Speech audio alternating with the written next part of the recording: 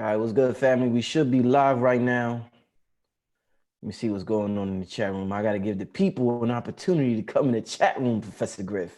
All right. They not used to seeing me and Professor Griff like this. No, They definitely used not. they used to see him. Wait, hold up. Let me turn this. Oh, yeah, I knew that was gonna happen. Turn that down. All right, family. What's good, family? What's good? I'm here live. Wow. Yeah, wow is right. Yes, wow is right. Peace to the family. Yes, peace. Yes, yeah. Peace to the family. Yeah. Minister Slow. What Minister Slow Stroker, man? Where y'all get these names from, man? Minister Slow Stroker. Maurice. Yeah, Uncensored Male, Aaron Jacobs. Peace to everybody in the chat room. As y'all can see, I'm back with a guest who, helped build my platform to the place it is now. I mean, the shows we did was legendary. Legendary, man. Yeah, This was like, what was this, 2014, Professor Griff? 15 when we started? yeah, man. Yeah, I think it was 14, 15, man. And It was we good. had our ups and downs, our hills and valleys. This Yeah. that we just didn't agree. We're not supposed to agree on everything, but there was friction sometimes. But nonetheless, we here because I have a love for you. You understand what I'm saying? I think that's what made the show special, Professor Griff. The fact that we just didn't agree all the time, the fact that we had real opinions and we stuck, we was just, stuck with our opinions. And it wasn't unprofessional. We just had our own opinions about certain things. Right, exactly. So I mean, the chemistry was always amazing with me and Griff, man. The question, I used to spend a lot of time more with Griff than a lot of other guests back then preparing questions because we was covering such important topics and people weren't covering them from the angle me and Griff was. So I just wanted to make sure Griff hit that home run whenever I asked a question, man. So yeah, it's a pleasure, ladies and gentlemen in the chat room, to have the living legend. I used to always say the living legend back on the platform, Professor Griff. Welcome back, my brother. Oh, give thanks. It's an honor and it's a pleasure to be back, brother.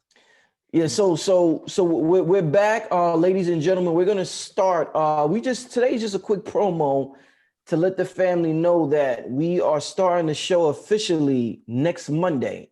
Right. Every Monday at what are we gonna do? 10 or 11, Griff? What do you think? What's best for me? Yeah, 11 is best for me. Okay, so every Monday, 11 p.m. Professor Griff and Brother Rich will be live on Black Magic 363. So once again, family, every Monday, we're back with our weekly show at 11 p.m. Professor Griff, Brother Rich, we're going to go on current topics and talk about it only how Professor Griff could talk about it. And I'm going to ask questions only how Brother Rich could ask questions. Let me just take a look at the chat room real quick. Yeah. All right. What's going on, fam? What's going on in the chat? What y'all talking about real quick before we get into it? See, those were legendary bills. Sometimes the chat room got their own thing going on. No, for real. A lot of times, right? They be talking about all types of stuff, man. But hey, Griff, so let me ask you. So we're starting back next Monday. Well, what have you been doing lately, brother? What was 2019 like for you, Professor Griff? What's going on with my brother? I think 2019 was probably very, very, very challenging. Challenging to my marriage, challenging to me as an artist, challenging to me as a producer, challenging to me as a writer, and definitely challenging to me as an educator. I say producer because I produced my wife's album, Encoded, Soleil. Did you hear it? I sent you some stuff. Yeah. I got the links. So yeah, it was challenging, but it was beautiful at the end. I mean, it brought out something in me that I was like, wow, I helped kind of produce this. You understand what I'm saying? With 4 or 5 other producers, but it was beautiful. You understand? So challenging as an artist because I put out one song, like one, and that song reaped a certain benefit for me that I was shocked. You remember the movie Get Shorty? Yeah. Well, they came out with a epic series. And they chose my song to be in the epic series. And I was like, wow, I did one song. And you understand what I'm saying? And then as just an artist, I'm just now trying to finish my album, The Energy Code. the Energy Code. It's supposed to be out January 20th, 2020. And it's a beautiful thing. But the highlight of all of the struggle of 2019, April 18th, man, they're actually going to, the Grammys is going to give us a Lifetime Achievement Award. Dope, dope. So all of that struggle and being challenged financially and being challenged as far as me having to humble myself and having to, the friction with certain men and certain people that other people know and that kind of thing. I had to take a look at Griff. I had to stop looking at the Brother Riches and the other people and say, you know, something, it ain't them. I got to look at me. I got to correct what's wrong with me. Right. You know? So, yeah. So I never called or blamed you, or I never blamed that person or my wife or whomever. You understand what I'm saying? If I'm going to be around an individual and we're going to communicate, we got to have some kind of understanding. So it's not blame. It's just that I'm trying to get on the same page. Right. Definitely, man. Well, I'm glad you was able to, just look through that perspective to, correct things and fix things, man. And I guess that's important, man. I was telling you about, things I was going through off air in 2019 as well. Right. And it's just good to reconnect with you 2020 and do these shows again, my brother. I guess to start out with, my brother, you're familiar with the Nation of Islam. You're familiar with Farrakhan, and you see what's going on right now with Iran. And we talked thoroughly about President Trump. Farrakhan said for years that Donald Trump was going to go to war with Iran. Why do you think Farrakhan, what led Farrakhan to say that for several years now, Professor Griff? Well, my thing is, if you study global political science, and you know the history of Iran, which we don't have a lot of time to go over tonight, but if you know the situation with the Shah of Iran, if you know Mossadegh, you know the CIA from America put the Shah of Iran on the throne because they want to manipulate. And they didn't want to go along with what Mossadegh was doing because they wanted to control aspects of the oil. We know that the United States government, along with the CIA, fostered a war between Iraq and Iran. We know these things. So if you know the history, and the Honorable Minister Farrakhan does, it's easy to tell, last year what this president was going to do, because every president has to have a boogeyman. Because these people are they're warmongers. This is how they maintain stability in their position in the world, by murdering and killing people. And this is what they do. War is inevitable, and every president has to have the boogeyman. So it's easy for Minister Farrakhan to say that. I'm saying he's a wise man and he has an insight, a better insight than I do. But I'm saying to you, if you study global political science, especially Zbigniew Brzezinski and other people, you can pretty much tell, Brother Rich. Right. Now, do you think, obviously nobody wants to go to war. I don't want to say nobody wants to go to war, but the majority of the people, if you talk to them, they'll say, oh, I don't want us really to go to war. But then people they say, we got to support our troops. Do you think it's a contradiction to be anti-war but support the troops? How do you feel about the whole support troops movement that you see going on in social media right now? Yeah, I'm definitely anti-killing people, anti-death, and anti-murder. If these troops are actually doing the bidding of the United States government to actually go out and kill people, they're going on false pretenses. They're being told that you're fighting for democracy. Well, they haven't even proved that Soleimani, Iran, any of its generals or leaders have attacked Americans. I've never seen the proof. Have you? No. So they feed this to the media, and then the media feed it to the masses and the asses. And then we fall for it, and they whip us up into this frenzy. So we end up waving the flag to see our young cousins and nieces and aunties and uncles go off to war, never to come back home. So the whole idea of the contradiction between, I'm not really with the killing and the fighting and the war, but I want to support our troops. Support your troops to do what? They're going to kill people. This is what they're going overseas for, to go to war. I would have a different perspective and probably a different position if those same people stayed home to defend America, as opposed to going and being the aggressor. Okay. I'm not with the aggressor. Okay, interesting. Very, very interesting. In terms of what you see going on with the election and the impeachment.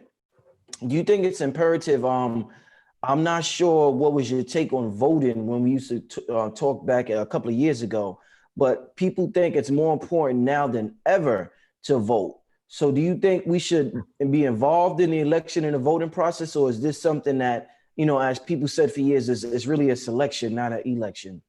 Well, we already know it's a selection. The vast majority of people already understand that process, and we already understand that.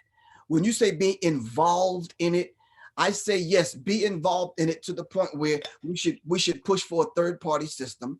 We should push for holding your vote if there's no candidates to vote for. Yeah, we should be involved in it, but we should be involved in it in an intelligent way. And the only way you're going to become intelligent about it is you have an educational component to it. All right. Mm-hmm. So yeah, be involved, but don't tote the line. They let you know that you either gonna vote for the red or the blue, the donkey or the ass, or the elephant, the ass or the elephant. But you do have a choice. You can withhold your vote, or we could support an independent party, or we can push for a third party government. And there's nothing wrong with that. This system affords us the luxury to do that, but most are not educated to do that. And I'm not calling people dumb, and I'm not calling people ignorant. We just don't understand that option that we can exercise. Indeed. We've seen, we talk about the censoring a lot of social media, and, YouTube does a lot of tricks with my channel, and they're doing tricks with your channel, and Facebook banning people and Instagram banning people.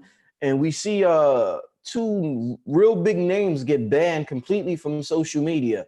And that's the Honorable Minister Louis Farrakhan and also Alex Jones. Do you think the fact that these two got banned suggests that they're the ultimate truth tellers? Because people automatically associate, you got banned, you must have been doing something right to get banned. So that means, was Alex Jones on the money when he was talking his game? Is Farrakhan on the money when he's talking his game? Does that automatically mean that because they got banned from social media? I think yes.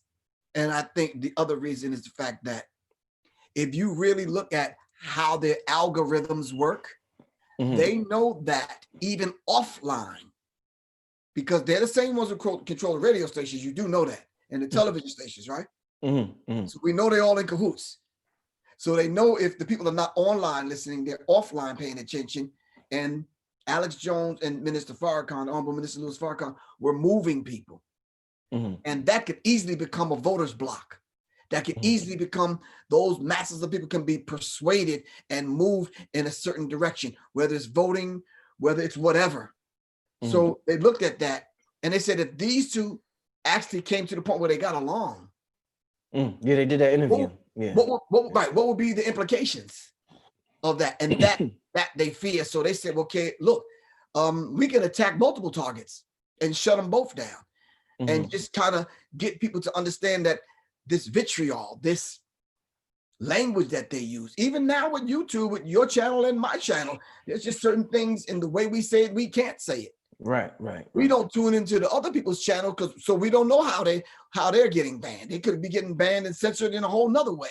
But those two individuals were right on point, whether you want to agree with me or not. And by me saying that, people will attack me and say, well, you agree with Alex Jones? He don't like black people. And I'm like, okay, well, I don't necessarily like squash, but every now and then I can't deny the fact that it may be a vegetable.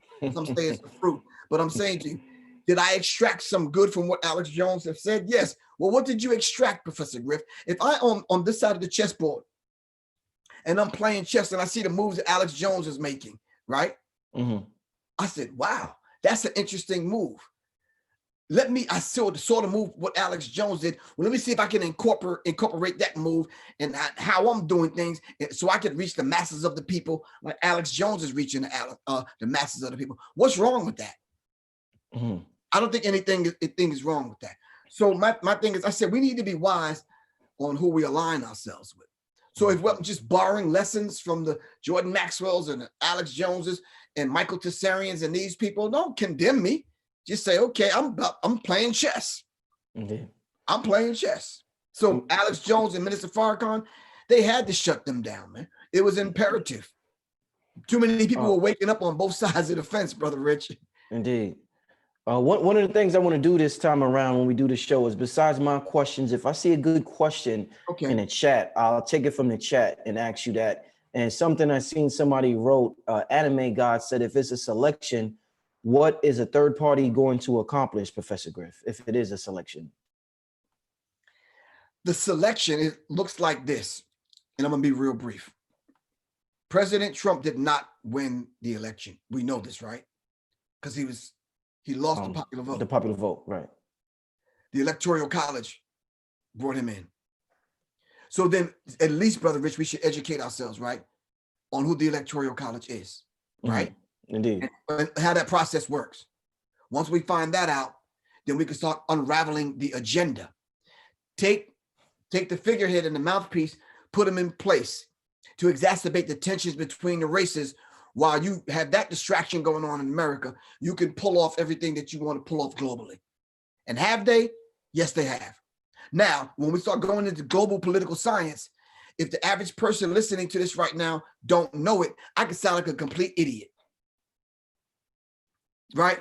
If I start talking about the opium, if I start talking about the reason why so many white people are on meth right now and opioids and this kind of thing in America, is it a direct result because America have taken over the poppy fields in Afghanistan? We can talk about that. We can go to China, and why is it democracy causing them to fight and kill one another? We can go to 8 different places on the globe, and I can show you chaos. I can show you people fighting the government. I can show them they're censoring all of that so that news don't funnel into America, so we don't get the same idea. So when we start talking about strategic global political science, it makes a big deal, man, on who they select to be in place, man. It makes a big deal. What better way to kill the vast majority of Muslims and Black people on an international scale than to put Barack Obama in place to distract us? And then they end up calling him the drone warrior. Come on, man. We have to be wise, man. Have your views about Barack Obama changed any since he, left the presidency? Yes, of course. They've gotten worse. Oh, man. They get better, Griff? They get better, no, man. Oh, man. I have more respect for Michelle. Indeed. Wow. The vast majority of people just got murdered, man. You don't think Trump makes him look good, Griff? Makes Barack Obama looks good? Yeah. No, I think both of them make the presidency of the United States, the office, look bad. It depends on what lens you're viewing it. What lens you're viewing it from, okay. Wow, interesting. Well, like I said, family, we're not going to be on here too long. Let me see what's going on in the chat. We've been on here for about, 16 minutes so far. Oh, real quick, before I forget, family, don't forget, we got the fast coming up. This 13th, the 7-day fruit and veggie fast, sponsored by KT, the Arch Degree, and his product, I forgot what it's called, phytoplankton C3. I forgot the name, but it's an amazing product. Make sure you sign up. If you want to sign up, you hit up the Cash App with a donation or email me for more details. I'm gonna post the Cash App now for the family if they would like to donate. And Griff, let the people know anything you got coming up, what's going on this year for you, because I know you got some things going on so that people can follow you and get updates throughout the year. Well, today is the day, January 6th. I rolled out my alternative Black studies course. So when people talk about getting knowledge of self, what I did, Brother Rich, I went into my 2,000 book library and I pulled down all those instrumental books that I need to put in a whole entire course and curriculum. And I made it available online for people to study at their own pace. You understand what I'm saying? And I put a free library in there. I put tests in there. I put a book list to study from. I put words to define. I put questions that we need to answer. Everything that we would need to get a thorough knowledge of self. Everything from understanding the creator creating himself in triple darkness, all the way to Black Lives Matter, to Colin Kaepernick, and everything in between. You understand what I'm saying? Challenging the average person to get a thorough knowledge of self, because I kept hearing these arguments on YouTube, and I'm like I heard something on your channel one time, and I'm like, wow, that's an interesting conversation, and you could tell everyone around the table had some knowledge about the subject that you were dealing with. I said, that's beautiful. But a lot of times when I'm hearing people respond to y'all, I'm like, wow, these people need to study to at least keep up with the conversation. So when we talk about reparations, why we keep having the same argument when our elders and ancestors have already put some things in place? Stand on the shoulders of the ancestors and kneel at the feet of the elders. So I put the curriculum in place. I put the entire course in place, and people can pay as they go and they can move at their own pace, Brother Rich. It's the Alternative Black Studies course, and you can hit me up at 678-557-2919. That's hit 678-557-2919. Text me and I'll get you the information for the course, and you can start it when you want to start it. It's right now it's a 90-day course. I'm rolling it out in 3 modules, and it's 4 lessons per module. And I start with knowing thyself and what's your purpose and what's your assignment in life. Indeed. And with that being said, let's take one last question from the chat before me. And I know a lot of you just coming in now and you're surprised to see my brother, Professor Griff. Let's take one last question from the chat. Anybody, give me a question that I can ask brother Professor Griff real quick, family. Like I said, I was listening to you and Phil Valentine when you said that, and this brother came with a deep question. Oh, yeah, man. I got some highly intelligent folks in the chat room, man. That made me sit up, man. I'm like, okay, hold on now. I appreciate. Hey, what's the number? Give that number again, Griff. 678-557-2919. And to be honest with you, Brother Rich, I'm not really trying to push this for these few minutes we got left, but would you or would you not agree that some of us need to press the reset button and just go back for a second, man, and study just who we are as a people, man? You understand what I'm saying? Yeah. Even the tectonic plates and how they shift and moved and separated the landmass and who we are as a people. So when you make a comment like, yeah, our people walk to North America, then what do you mean? Oh, man, get out of here. You know what you're talking about. It's like, wait a minute. All we got to do is a little bit of studying. You understand what I'm saying? And then we would agree on most things that we disagree with. Right. That's all I'm saying. We need to knowledge yourself, man. But where are we going to get it, Brother Rich? Unless Dr. Phil Valentine's and Brother Richards and other people have these platforms and put these kind of things together. I'm patterning myself after Phil Valentine, man. You got the community. We got to make it happen, bro. We got to study, man. Indeed. Everybody ain't gonna make this make it out of this one, man. I seen last question, family. I seen a couple of people asked about, and shout out to Mike, Copper Mike with the hats, gave me the hat for the show. Shout out to Copper Mike. People asked about reparations and your thoughts on ADOS. I don't know if you heard of the movement ADOS. Yeah. And well, I guess now there kind of is like a lot of fighting between arguing between Yvette Carnell and Tariq Nasheed. So it's like they got ADOS and they have FBA, the Foundational Black Americans. But the idea of the movement where the descendants of slavery get reparations, some people think it's divisive. Some people love it. Some people, and I want to get your opinion on it. What's your thoughts on the whole ADOS / FBA movement? I think both of them have good intentions, but I think both parties is just kind of ill-informed about the history, and kind of leaving out, and to a degree, not intentionally disrespecting all those that came before them. I just in the couple of kind of brief back and forth things that I've heard, I just didn't hear enough to make me say, okay, I'm going to rock with them. It's almost like they're leaving out the ancestors that have paved the way. It's almost like they're taking it and owning it as it's like it's theirs, like they're the only ones that's going to receive reparations. I thought it was for all of us as a people. Do you understand what I'm saying? So ADOS and the other group, without proper educating themselves about what reparations actually is and how we're going to put some things in place to benefit all of us, I think, it's counterproductive, man. And then the bickering and arguing is getting venomous, and the vitriol is taking precedence now. And they're losing their focus. It's no longer reparations. It's now who can talk about whose mom and who's talking about whose child and who can disrespect one another the best. You understand what I'm saying? And that's overshadowing the very thing that they said they was going to be about.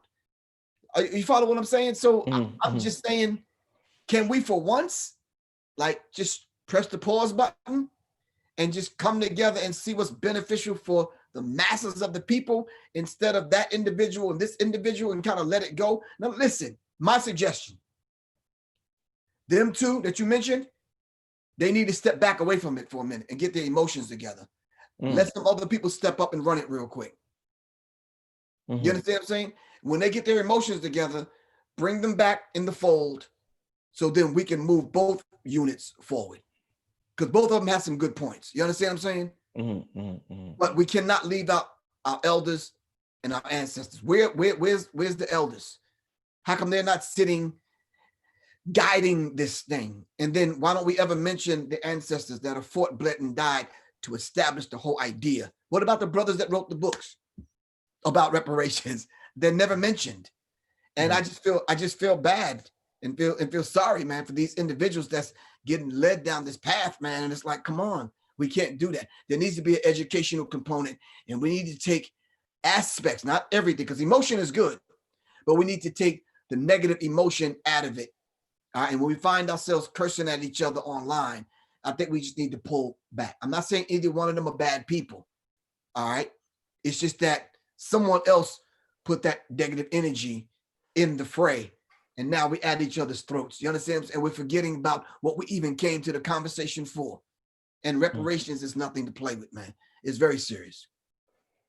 Indeed. Hopefully we could continue conversations like this next show, if that's what we talk about. But for now, ladies and gentlemen, let me see what's going on in the chat. We got about 700 people, man. I know y'all just coming in surprised. Me and Griff just doing a short show tonight. We're actually letting the family know that the show is back every Monday. Brother Rich, Professor Griff, we will be back on the show every Monday. I think we're going to do 11 p.m. I think that's good for Griff. Yeah. I don't want to interfere with Red Pill and Melanin Mondays, so I gotta do 10. Let me check with Red Pill, because I don't want us to go on at exactly the same time. So let me just see what time he goes live every Monday, and we'll figure something out, because I don't want people to think we're competing with my brother Red Pill. But it'll be an action-packed Monday night. You get to see us and you get to see Red Pill one after another. So you have, you ain't got to turn on the TV no more. All your information is on YouTube, man. You ain't got to turn on the TV on Monday. You can watch my brother Red Pill as well as watch Griff and brother Rich at the same time. I think we did Monday years ago. That was our day, right? Monday was our day years ago. All right, so family, we getting out of here. This is Brother Rich, Professor Griff. We are back every Monday. We don't have the exact time, but I'll post a flyer sometime in the middle of the week. I want to thank everybody in the chat room. And we getting out of here. Peace. Peace.